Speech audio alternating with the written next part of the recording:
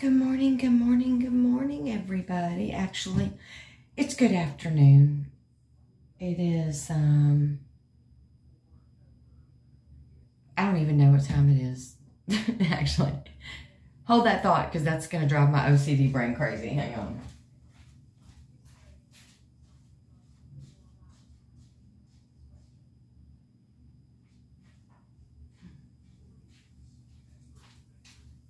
It's 11:08. I got up early this morning, took a bath, went and did labs, EKG, ophthalmology, dermatology, and all that business. Came back to the room. Home, might as well be my home away from home. And rested for a little bit, made me another coffee, and then decided that I was going to take another long hot bath. And of course, because as always, my morning chemo is not making me feel well. It's like around lunchtime, it just starts kicking in and making me not feel very good. But anyway, so I just got out of the bath, and before I got in the bath though, I took all my jewelry off, y'all. Took everything off, everything out, gone. And so y'all know what that means when you see me with nothing in, nothing on. Means it's MRI time. Yay. So I have my MRI starts this afternoon at 3:15. Which means it's going to go well into dark. Because it usually takes 5, 6, 7 hours. So, because I have a brain and C-spine, so combined. And of course, you know, mine are with and without contrast, so all the prep time and then stopping and switching them and then pulling me out to inject the contrast into my IV and all that stuff. So, but I hate not being able to see myself. I mean, like, I can see an outline of myself. Ooh. Yeah, got water on my glasses.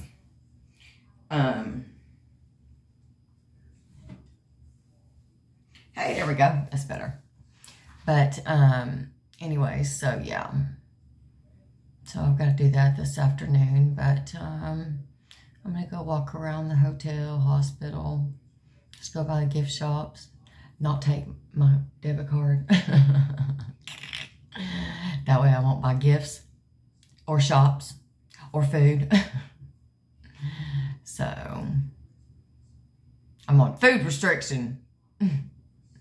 I know, I don't need to lose weight, y'all. But I hate how my brain works with that. Because I know I've got all this skin hanging. And even weighing 109, 110 pounds, I still have 25 pounds of skin hanging. So, I know, I get that. That leaves me at, like,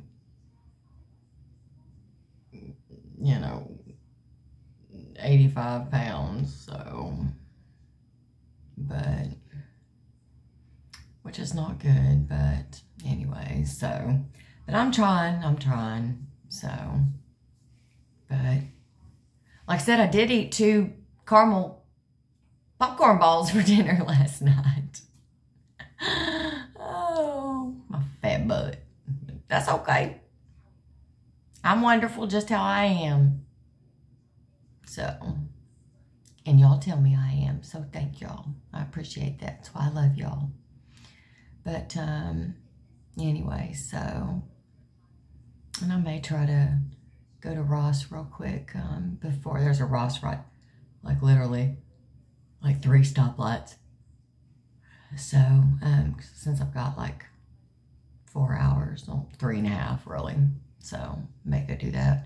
May even try to go tan, because there's a Palm Beach like 1.5 miles down the road.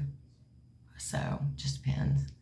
But their Palm Beach tan here sucks. So, I've actually been to 3 locations here, and they all, not to be mean, but they suck.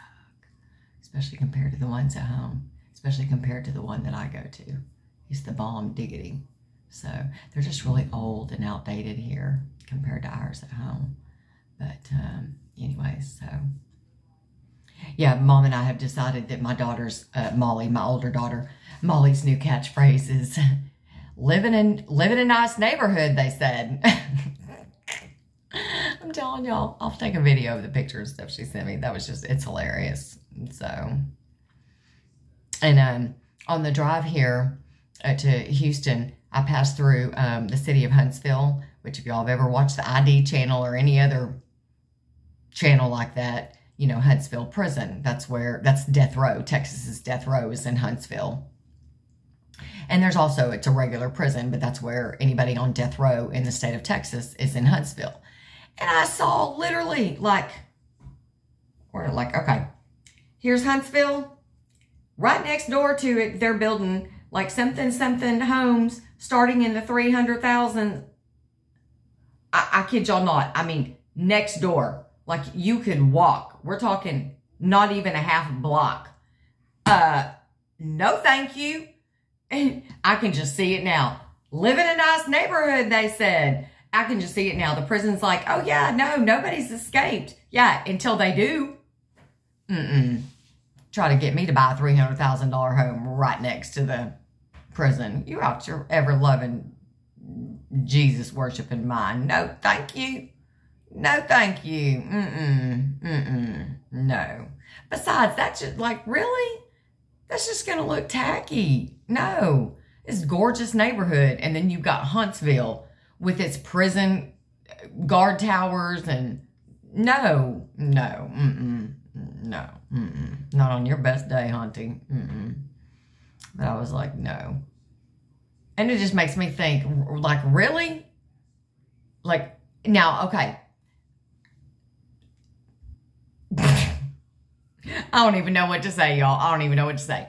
At first, I start thinking, who in the hell would buy the house there, right? But then I start thinking, realistically, honestly, okay, I could see, realistically, like people that do work at the prison. Seriously. I mean, they ain't got to drive to work. They can walk to work in like 3 seconds.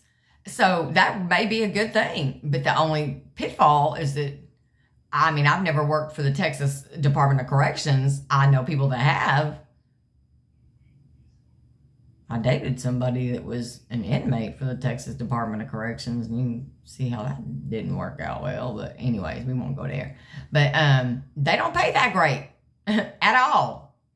And they work you into the ground. So I don't see how they can afford a $300,000 home, but whatever. But, you know, so... you know, because a lot of times on TV, you'll see jails and you'll see like houses around them.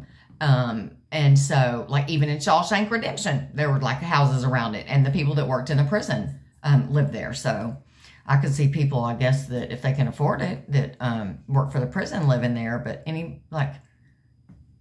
who else is gonna, you know, call their realtor and, you know, be like, you know, hey, we're looking to buy a brand new home. And they'll be like, oh my gosh, there's a brand new addition right next to death row. And they'll be like, oh, yes, that sounds lovely. I'd look at my husband and be like, I'm going to call the divorce attorney today because you've lost your damn mind. No, yeah, that's a great place. You know what? Let's do it. Let's buy a home and let's raise a family right next to death row. Sounds great. Picket fence, dog, death row, everything. Great. Just what I've always dreamed. I'm not being judgy or smudgy. I'm just saying. That's just my opinion. Everybody's entitled to one. You know. Kind of like buttholes. Everybody's got one. So. But I literally, I passed that sign yesterday and I just thought. What? Huh? What? Like, you couldn't have picked all this empty land out here on 45 and you got to pick right next door to the... Okay. Maybe it's just me. I mean, I do have a brain tumor. We all know I'm retarded, so maybe it is just me. I don't know. So, I found the cutest new panties. I just want to show y'all so bad, but I'm not. Oh, but they're really cute, though. It was a 3-pack. I'll just show you the tops of them, though, because I just like them because they got little lace on the top. And there are some flowered ones. These are the gray and white ones. There were pink and white ones and flowered and white ones. And they cute. But in case there's any gentlemen watching, you know. But for you ladies, for my girls, I want to show y'all, but I won't. I'll be PG friendly in case any boys are watching. But for us ladies, they're really cute girls. They're really cute. I got them at Ross. Like $6 for a 3-pack. I don't know who makes them. Something Valentina. I'm telling y'all, I need to get my eyes checked again. They're going. I don't know. That's who makes them. I know you're not going to be able. I don't even know where my dang lens is on this thing. Apparently not there.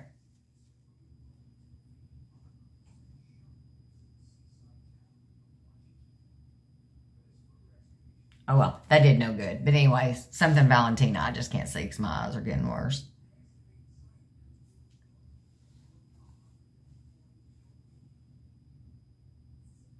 It looks like Puma Valentina. I don't know. I could be wrong. But they're cute, though. Still cute, though. But yeah, I like the little lacy tops of them. And they're comfy. But I don't know why I felt the urge to show y'all my dang panties. This is what happens when I'm left alone. And unattended, unsupervised. Oh, I need a chaperone, y'all. Almost 50 years old. I cannot be left unattended. I do damage. I'm like a freaking 2-year-old. See, this is what happens. This is what happens to an only child. I'm a hot mess. In fact, I told one of y'all, I don't remember who it was. I don't remember if it was you, Wendy, or Miranda. It was one of y'all. We're laughing at one of my videos. And I said, I'm a hot mess, girl. And I was serious. I'm a hot mess. But I think it was a video where I was talking about being a fat butt and eating so much. Where I saw the sexy cowboy pull up next to me. He was cute too. I was like, hey, cowboy. Oh, I was in the gas station the other day. And y'all know, I just happen to have a thing for Hispanic men. That's just my thing. But I'm staying away from them. Nothing against you Hispanic men. I love y'all. But you Latin men get my butt in trouble. My ex was Latin and he got me in trouble. Not my ex-husband, my ex-last relationship. And this guy, and he was younger, 15 years younger. And so this younger guy walks in. And my ex smoked Newport 100s. And we always went round and round because he always bought scratch-off lottery tickets. And it drove me crazy. I was like, dude, quit wasting money. No offense, anybody that buys them. I was like, really, dude? Like, how much money are you going to spend on those things? So this real cute guy, I walk in one door of the gas station, he walks in the other. I looked at him, he looked at me, and we were both like, hey, how you doing? How you doing? You know. And he walked in, and when we noticed each other, you know, he was like, and he winked at me, he was like, okay now. And so, but even though I walked in before him, I was looking for something, so he actually ended up in line before me. And so I'm right behind him in line to get gas and whatever. I forget what I was buying. But anyways, oh, candy. That's what I was buying. Fat butt. Buying candy. Anyway, so he says, let me get 2 packs of Newport 100s First red flag, my ex. And then in number 14 and 18. And I was like, what the hell's a 14 and 18? 2 scratch-off lottery tickets. Oh, red flag number 2. And so I made a joke when he turned around to leave. And I said, hey, I said, if those are winners, I said, you have to share those with me. Share that with me. And he looked at me and he said, baby, he said, even if they're losers, he said, I'll share anything with you. I said, okay, now. And I was like, Carri, shut up, Carri.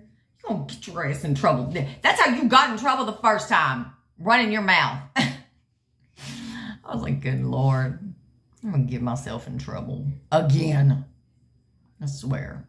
I need to stay away from younger men. They get me in trouble, trouble, trouble. He's probably younger than my ex was. So, said I'm 49. My ex just turned 35 last week. Or I think, yeah. But anyway, so, but yeah, I need to knock that crap off. But it was funny though.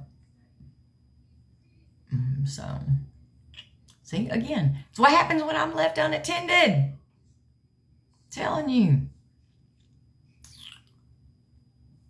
I've always called my girls my wardens. Always. And they are. My girls are protective over me. Protective. Protective. Big time. They'll text me and call me. You still doing this? You still doing that? Da, da, da. Make sure this. Yes, ma'am. Aye, Captain. Yes, mother. That's what I tell them. Yes, mother. Of course, I do the same thing to my mama. Back before I left yesterday for Houston, I literally wrote a list and taped it on her door, or on her light switch, actually. I like literally taped it like, you can't see the light switch, but I taped it like right here. And she goes, okay, mother. And I was like, just saying. And so, but,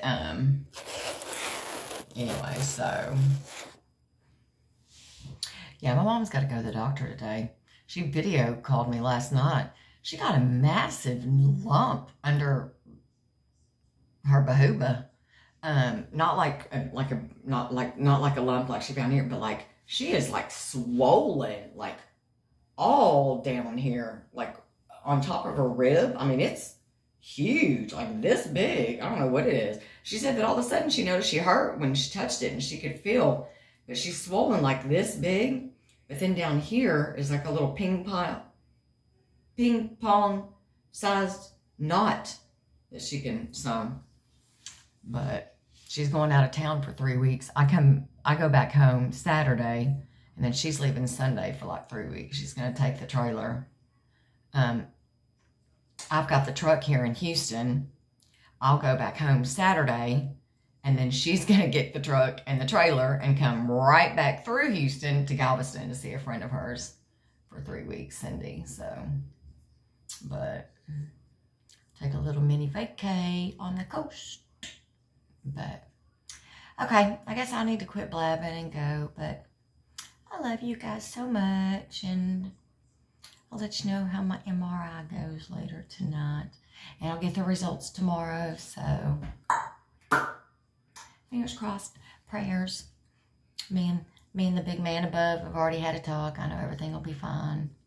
Like I said, I am a little worried with all the numbness in my hand and my foot, and like I said, I've kind of had a hard time, like, I don't know, like it'll, like when I go to try to bend, like this finger right here, like see how it takes a minute before it'll bend? See? It's like it's like it's delayed. I don't know what's going on, but it's weird. So that kind of bothers me. And I like have virtually no feeling in it. It's so, I don't know. It's weird. But I'm trying not to let it bother me too bad. So it originally started, it's a deficit from when I had my brain surgery in September of 19. And they told me that I would have a couple issues from it, just from being in the brain stem. But But it's just, it's gotten worse, and it just like literally started happening overnight. So I just hope that like the tumor's not growing. So, and that's what's causing it, but I'm not going to think too much about it. But like I said, whatever it is, and I'm alive. So as long as I'm alive, I can live with it. As long as I'm living, I can live with it. And the good thing is, I'm right-handed anyway, so. And this hand's all good. It works just as good as my mouth works. Boop, boop, boop, boop, boop. So, I'm good. Boom, boom, boom, boom, boom. Except this finger's a little funky. It always has been. I had this finger cut off when I was 8 years old. And they said it would never work, never bend. It doesn't bend all the way. I can push it and it'll bend. But they said it would never, ever bend. Ever. Like, never, ever. Like, unless I manually bent it like I just did. But, like they said, this part would never bend unless I bent it. But the only part I have to bend is just the end myself. And, of course, you won't be able to see on camera, but I actually have a scar. You might be able to see it right there. It starts at the base, and then it goes all the way up and then around. When I was 8 years old, I had this little friend, Laura. She was 8 years old, and she had a 12-year-old brother named David. He was a weirdo, and he liked me. And he was I was 8 years old. Like, ooh, no. Like, boys are still icky at 8 years old. And they lived 4 houses down from us. And we lived in Abilene at the time because my dad was stationed. My dad was in the Air Force. He was a career military man. And I was at her house playing, and David came outside, her brother, and he had hedge clippers, like this big long that you trim bushes with. And he was chasing Laura and I. He thought it would be funny to chase Laura and I with hedge clippers. So he was running around. Ooh, I just got a sharp pain. Anyways, so he was chasing Laura and I with hedge clippers. And we were terrified. We were screaming. And he chased at me. And I stopped because I thought he got me. And I looked down because I thought he got my hand. And when I looked down, he went like that. And he cut my finger off at the base. And so I literally picked my finger up and I went to his doorbell, and their parents were old. I mean, for them being 8 and 12 years old, I mean, their parents were late 60s at the time. And those were their biological parents, not their grandparents. Those were their parents. And I remember, I'll never forget, I'm standing there gushing blood on their doorstep. And I rang the doorbell and told his dad what happened. And his dad literally, went to the kitchen, took a paper towel, one paper towel, not a bunch, one, and brought it to me. And I remember I went back, I walked to the 4 houses, went in, and I think about the time Mom got me in the bathroom I passed out or something. And my parents rushed me to the emergency room, and they did emergency surgery and flew in some plastic surgeon or something like that. And they reattached it, and they said that I would never, ever, ever have feeling in it. Never be able to use it or anything, but at least the finger, was there. And I have feeling in about 95% of it. There's a few parts of it that I can't feel, but hell, and yet I can't, but now I can't feel this hand. But yeah, there's a few little spots in it that I can't feel, but for the most part I can feel it. They said I would never be able to bend it on its own because obviously, cut through the bone, the nerves, the tendon. I mean, it was on the ground. And